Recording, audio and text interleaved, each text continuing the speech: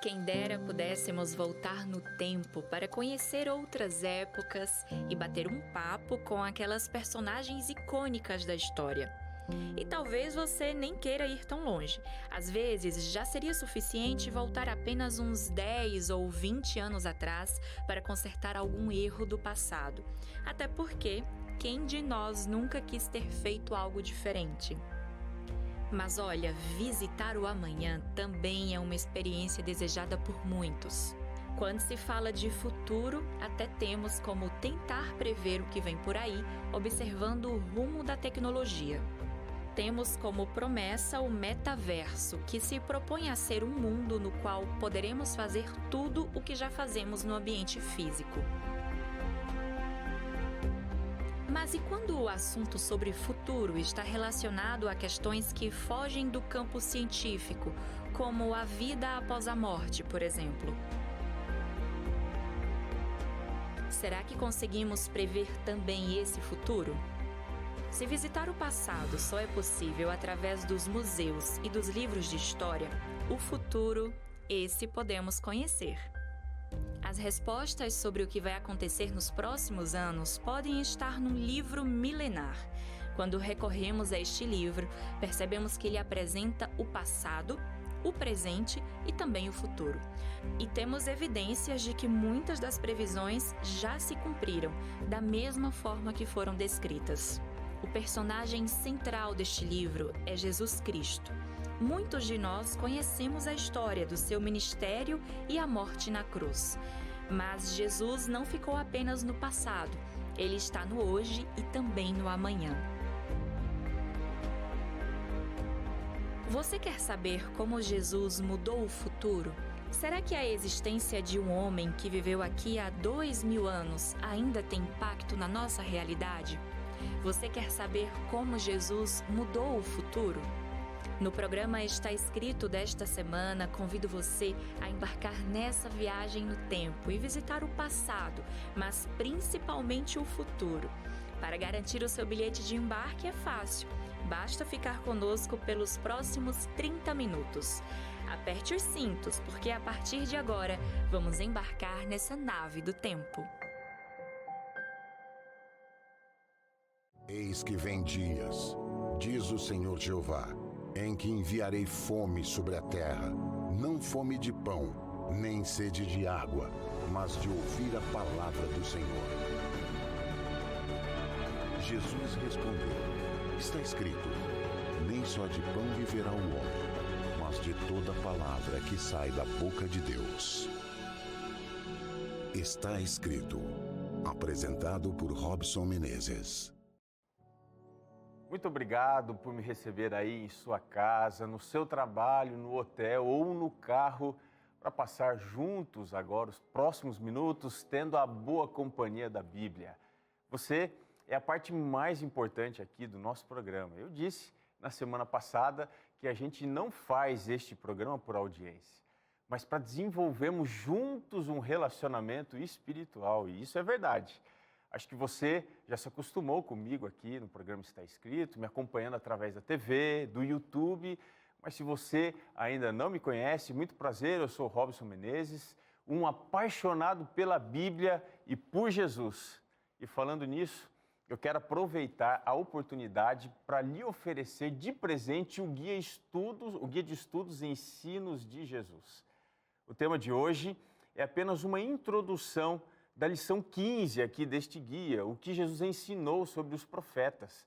Se você quiser entender mais sobre o que nós vamos estudar aqui, é só mandar uma mensagem para o WhatsApp 12 98 244 4449, clicar ali no link que você vai receber e preencher 5 informações que nós aqui vamos enviar para você sem custo algum, ou, se você preferir, você pode entrar no site novotempo.com e na seção Estude com a Gente, é só escolher o Guia de Estudos e Ensino de Jesus, preencher também as 5 informações e então com a parceria que nós temos aqui com Anjos da Esperança, nós vamos enviar aí para você diretamente para o endereço que você marcou. Combinado?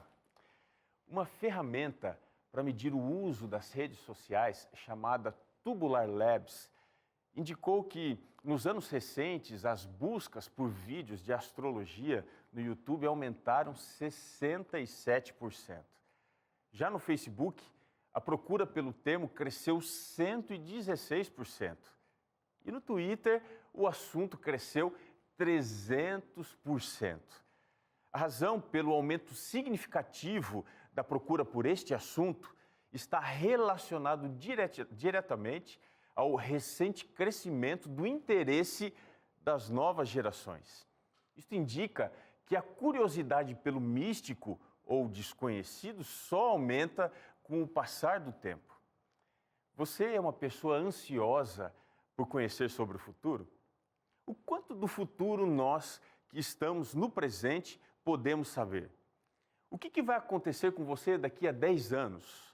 Como é que vai ser a sua vida, a sua família, o seu emprego? Você tem curiosidade para saber ou não pensa muito nisso, não? Se você soubesse com 10 anos de antecedência o que está acontecendo agora na sua vida, faria alguma diferença? Nikola Tesla era uma pessoa privilegiada. Recentemente, as pessoas estão comentando muito sobre ele por conta das muitas previsões que ele fez para a área de energia e comunicações estarem se tornando realidade. No ano de 1926, ele descreveu profeticamente com uma precisão assombrosa como seriam os smartphones modernos que nós usamos atualmente. Ele disse o seguinte: quando a conexão sem fio for aplicada perfeitamente sobre a Terra, ela vai se tornar um enorme cérebro, o que já é, dado que todas as coisas, as partículas reais juntas, elas funcionam em sintonia. Nós vamos, então, ser capazes de nos comunicarmos uns com os outros instantaneamente, independente da distância. Além disso, através da televisão e da telefonia, poderemos ver e ouvir o outro tão perfeitamente como se estivéssemos cara a cara, embora existam milhares de milhas de distância. E esses dispositivos, através dos quais seremos capazes de fazê-lo, serão incrivelmente simples em comparação com o nosso telefone atual. Qualquer homem será capaz de transportar um no bolso do seu colete. Que coisa impressionante, né? Como é que pode alguém há quase 100 anos atrás conseguir entender a dinâmica de vida que a tecnologia traria para os dias que nós estamos vivendo agora? Os rompantes do futuro, vistos do passado, despertam admiração ou espanto, mas também devem trazer à nossa mente esperança, pois apesar dele ser ainda desconhecido, o futuro não é fruto do acaso cego. Tem alguém que cuida do futuro porque ele é dono da história. Deus conhece o fim desde o princípio e está trabalhando para que a realidade, ainda que não chegou, seja mais do que uma sombra de dúvidas ou incerteza, mas seja de segurança para você e para mim. A Bíblia contém muitas profecias que prevêem o futuro. Existem alguns capítulos, inclusive, que percorrem um grande período da história, como, por exemplo, Daniel capítulo 2 e também o capítulo 7. Estes e outros capítulos descrevem a passagem do tempo com uma precisão enorme, fazendo com que muitas pessoas se levantem com dúvida se a Bíblia de fato foi escrita lá no passado. Mas eu queria te lembrar que a Bíblia se preocupa com o futuro. Apesar de ser um livro escrito primariamente para um contexto histórico, geográfico do passado, ela também indica o futuro, ou seja, ela alcança você hoje, aqui no ano de 2022. O que ela fala sobre o futuro? Que eu preciso saber agora? O que eu preciso entender que a Bíblia apresenta na forma de profecia preditiva e que faz isso não simplesmente para que a nossa curiosidade acerca dos eventos futuros seja satisfeita, mas ela nos apresenta a profecia para também nos revelar quais são os propósitos morais de Deus para nós. O seu objetivo é confirmar a nossa fé na provisão divina e também nos apresentar uma mensagem acerca do caráter e das atividades passadas, presentes e futuras de Deus. Você entendeu? O futuro não aponta simplesmente para algo, mas ele aponta para alguém, ele aponta para o próprio Deus, nos lembrando que Ele é o Pai da eternidade. Nós estamos percorrendo juntos aqui nesta série, a Rota do Sagrado, para entender um pouco mais aquilo que foge da normalidade da existência e que é usado por Deus para se aproximar mais do ser humano, para se aproximar mais de você. O sagrado, ele consegue se relacionar na sua essência com o passado, o presente, mas especialmente com o futuro. Hoje nós vamos entender qual que é a influência que Jesus teve no futuro. Como é que o seu ministério mudou a perspectiva das pessoas lá dos seus dias, da realidade presente e especialmente da futura. Me acompanhe agora na Bíblia, numa história que está lá no Evangelho de Marcos, no capítulo 10, a partir do verso 35, eu leio o texto na versão Almeida, Revista e Atualizada. Diz assim: Então se aproximaram dele Tiago e João, filhos de Zebedeu, dizendo-lhe: Mestre, queremos que nos concedas o que te vamos pedir. E ele lhes perguntou: Que quereis que vos faça? Responderam-lhe: Permite-nos que na tua glória nos assentemos um à tua direita e o outro à tua esquerda. Mas Jesus lhes disse: Não sabeis o que pedis. Podeis vós beber o cálice que eu bebo, ou receber o batismo com que eu sou batizado? Disseram-lhe: Podemos. Tornou-lhe Jesus: Bebereis o cálice que eu bebo e recebereis o batismo com que eu sou batizado. Quanto, porém, ao assentar-se à minha direita ou à minha esquerda, não compete concedê-lo, porque é para aqueles a quem está preparado. Ouvindo isto, indignaram-se os 10 contra Tiago e João. Mas Jesus, chamando-os para junto de si, disse-lhes: Sabeis que os que são considerados governadores do povo têm-nos sobre seu domínio, e sobre eles os seus maiorais exercem autoridade. Mas entre vós não é assim. Pelo contrário, quem quiser tornar-se grande entre vós, será esse o que vos serve. E quem quiser ser o primeiro entre vós, será servo de todos. Pois o próprio Filho do Homem não veio para ser servido, mas para servir e dar a sua vida em resgate de muitos, ou por muitos. Havia uma expectativa muito forte nos dias que antecederam a chegada de Cristo, de que algo muito importante aconteceria. Desde que o general romano Pompeu invadiu a Palestina no ano de 63 a.C., e sujeitou a nação judia ao governo romano, se intensificou a esperança em um Messias prometido. A maioria dos judeus esperava a vinda de um rei Messias poderoso, descendente de Davi, que destronaria o poder militar romano usando o poder divino. Uma quantidade grande de escritos apocalípticos, atribuídos a personagens conhecidos, circulavam com muita frequência.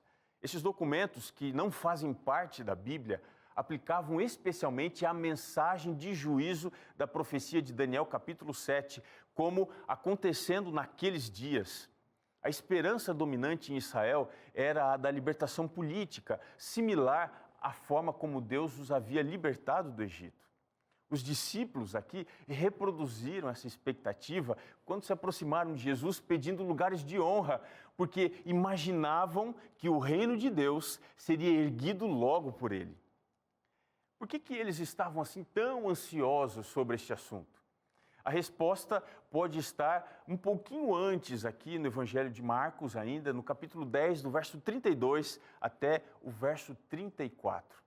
Jesus, ele havia revelado há pouco que o Filho do Homem, a figura apocalíptica de Daniel 7, haveria de morrer e ressuscitar. Eles não entenderam nada naquela hora, porque esse termo apocalíptico apontava para a glória do Messias de Deus, especialmente no contexto do juízo sobre os povos, sobre as nações. O que as pessoas imaginavam é que ele viria para destruir os poderes dos inimigos e então se firmar na terra com autoridade e estabelecer o seu reino, constituindo ministros que assumiriam posições elevadas, se assentando à direita e à esquerda. A confusão dos discípulos quanto ao cumprimento da profecia apocalíptica retrata uma dificuldade muito comum ainda hoje. A falta do estudo correto da profecia faz com que as pessoas não entendam exatamente o que ela está dizendo. Você estuda a profecia? Você tem interesse por esse assunto? Ou você acha que ele não é muito importante? Pois então, nos evangelhos, em 77 ocasiões diferentes, Jesus se identificou como Filho do Homem. Ao fazer isso, ele demonstrava que a profecia estava relacionada diretamente à sua pessoa e o seu ministério. Portanto, conhecer sobre a profecia significa conhecer mais sobre Jesus. E é por isso que eu quero te enviar este guia de estudos Ensinos de Jesus. Aqui na lição 15, você vai entender muito mais sobre o pensamento que ele tinha sobre a profecia e entender melhor o que ele está para fazer. Mande uma mensagem agora para o WhatsApp 12 982 44 4449 ou acesse o site novotempo.com e escolhe lá na seção Estude com a gente o guia Ensinos de Jesus. É o nosso presente aqui para você. Por que Jesus usou essa identidade apocalíptica se ele não iria julgar todas as nações naqueles dias? Em primeiro lugar, nós precisamos entender que, ao fazer menção ao livro de Daniel, ele queria demonstrar que a predição relacionada ao juízo divino, de fato, estava para acontecer. Mas não ia ser exatamente como as pessoas compreendiam. A ênfase da sua vida e ministério seriam pautados pela agenda divina e nela, antes do julgamento final, estava a salvação dos seres humanos. E isto se cumpriria no sofrimento e morte do Filho de Deus. Você já se decepcionou com alguma promessa da Bíblia que não se cumpriu? Talvez o problema esteja no fato de que você não entendeu muito bem o que ela estava afirmando. Com o anúncio da sua morte, Cristo estava provocando uma grave ferida na interpretação comum da profecia de Daniel, dos líderes religiosos e dos seus discípulos também. Os erros de interpretação profética não devem levar a profecia e muito menos os estudantes do assunto ao descrédito. A primeira vinda de Cristo foi marcada pela falta de compreensão adequada da profecia, mas mesmo assim, ele veio. A sua segunda vinda também terá a mesma dificuldade. Jesus afirmou no Evangelho de Lucas, no capítulo 18, verso 8, quando vier o Filho do Homem, achará porventura fé na terra? Hoje, os líderes religiosos, os apóstolos da prosperidade, que pregam sobre riquezas, fazendo da fé um show, apenas comprovam que Jesus estava certíssimo quando ele disse isso. Se você está procurando Deus, ou se já é um discípulo de Cristo, observe se a sua igreja prega sobre a profecia. Por que será que os pastores e evangelistas se silenciaram quando o assunto é a profecia? Eu te desafio a me apresentar uma igreja que não seja assim. A religiosidade light que nós encontramos hoje apenas confirma que a profecia de Jesus está mais certa do que nunca. A ênfase profética sempre acompanhou Jesus nos seus ensinos e nos milagres que ele fez. Ele se valeu da profecia apocalíptica quando se referia a si mesmo como Filho do Homem, porque queria mostrar um significado mais amplo para esse tipo de profecia, dando ao personagem apocalíptico um rosto messiânico. Assim, Jesus apresentou à humanidade que o reino de glória estava começando com ele em outra forma. A primeira vinda de Jesus inaugurou o tempo escatológico. Cristo deu início a um novo período da história chamado de os últimos dias, conforme Hebreus 1, o verso 2. Mas o que isso significa? Que o tempo, conforme nós conhecemos, ele foi alterado para sempre com a vinda de Jesus. O antigo tempo, a partir da sua vinda, teria um prazo de validade para terminar. Mas por que os discípulos demoraram tanto para entender isso? Queria explicar uma coisa muito importante para você agora. Mantenha aqui a sua atenção comigo. Os profetas do Antigo Testamento, Amós, Sofonias, Ezequiel, Jeremias e especialmente Isaías, são conhecidos como profetas clássicos. Mas qual que é a diferença deles, por exemplo, para Daniel? A diferença mais significativa está na natureza das profecias que eles fizeram. Essas profecias eram mensagens que tinham como primeira audiência o povo de Israel, ou as 10 tribos do norte e as 2 do sul. O conteúdo dessas mensagens proféticas era basicamente uma exortação por justiça social, econômica, política, em favor das classes mais oprimidas. Esses profetas convocaram Israel e Judá para se voltarem para a Torá ou as Escrituras e viverem uma vida a serviço de Deus que demonstrasse arrependimento genuíno. Se os líderes políticos ou religiosos fizessem essa justiça social através de uma renovação da adoração a Deus, então o reino de Deus viria sobre a terra. Você percebe o que está por detrás? A vinda do reino de Deus e o cumprimento de alguns aspectos da profecia dependia da reação das pessoas à mensagem profética. Portanto, essas profecias são entendidas como condicionais, porque a resposta humana afeta o seu cumprimento ou não. Já as profecias de Daniel, também conhecidas como apocalípticas, não dependem de qualquer resposta humana. Nessa profecia, apenas Deus promete e age para cumprir o que revelou. Preste atenção nisso aqui agora. Ó. É aqui que nós voltamos ao problema dos discípulos. Eles não entendiam que uma era de graça para a humanidade tinha lugar antes da era da eternidade de glória. Mesmo Jesus estando ali ao seu lado, eles estavam perdidos quanto ao tempo em que viviam. Meu amigo, olha, hoje não é muito diferente não. Quantos pastores, quantas igrejas, quantos irmãos de fé andam com Jesus, praticam a fé, mas estão completamente perdidos no tempo. Os discípulos precisavam compreender que esta nova era foi inaugurada por Jesus, mas ela apresentava 2 faces para o reino de Deus. Da mesma forma que uma moeda tem 2 faces, a era que Cristo inaugurou, os últimos dias, tem 2 realidades, o reino da graça e o reino da glória. O reino da graça foi apresentado por Jesus com a chegada do reino de Deus, ou o reino dos céus, mas o reino da glória seria conhecido pela humanidade apenas no momento da sua volta em poder e grande glória. É por isso que hoje você e eu precisamos entender exatamente o reino de Deus e o reino da glória. Você consegue diferenciar uma coisa da outra? Então me deixe um pouquinho mais além.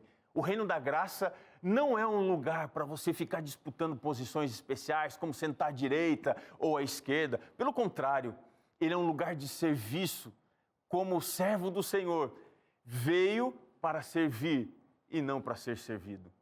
No reino da graça, nós somos desafiados a nos humilhar, no sentido de não procurar ser o mais conhecido, o mais seguido, ser o melhor, mas pelo contrário, nós somos convidados a estar disponíveis. Mais uma vez, a gente volta aqui ao problema dos discípulos. Eles estavam dispostos, mas não disponíveis para serem usados no serviço a Deus. E você? Está disposto ou disponível?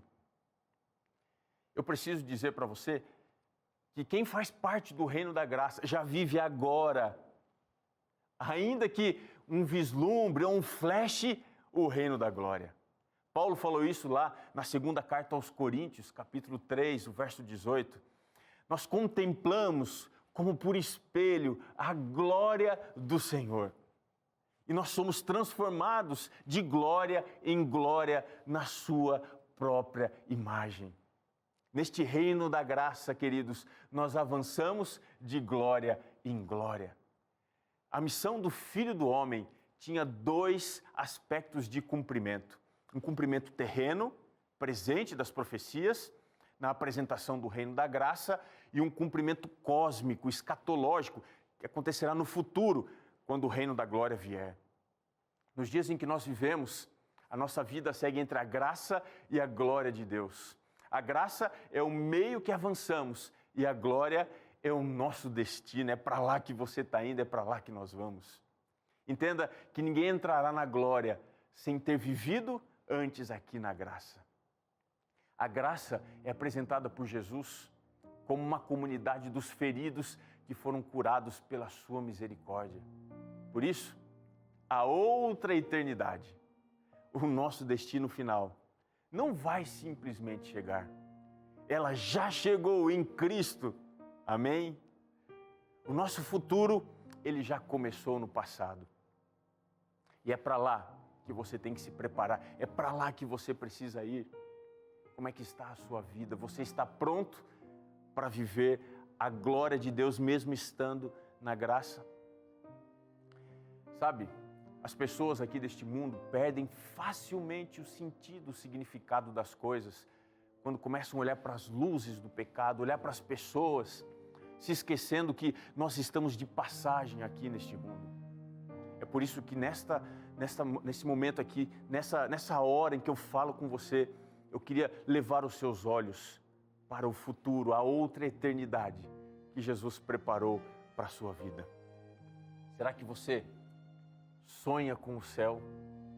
Será que o céu traz em você assim uma felicidade incomparável? Olha, hoje você é convidado a andar entre a graça e a glória do Senhor. Você foi feito para aquele lugar, ainda que nós aqui neste mundo enfrentemos dificuldades, problemas, ainda que a sua fé esteja estremecida, ainda que os seus olhos não consigam ir além dos problemas, ainda que você, enquanto assiste aqui o programa Está Escrito, está com o seu coração partido, está pensando em desanimar e desistir, não se esqueça que existe muito mais preparado para você. Não aceite nada menos do que isso na sua vida. Não se contente com as migalhas que o pecado traz na sua história. Volte-se para Jesus, volte-se para o céu.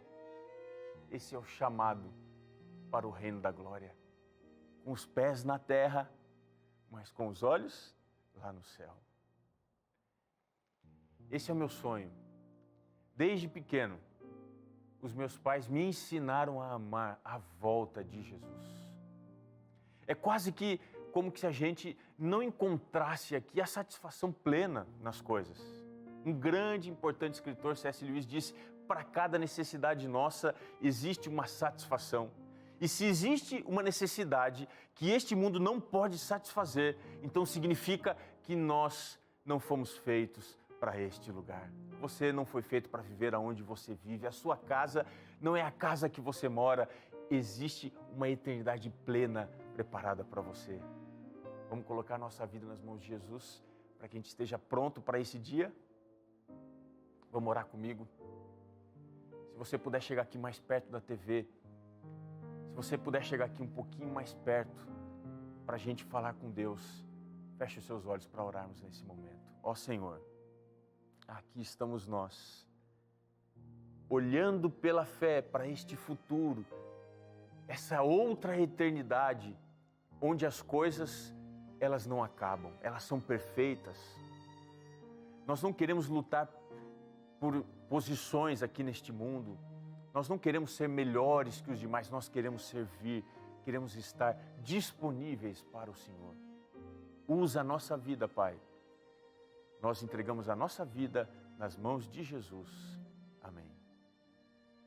O programa vai ficando por aqui, mas lembre-se, está escrito: nem só de pão viverá o homem, mas de toda palavra que procede da boca de Deus.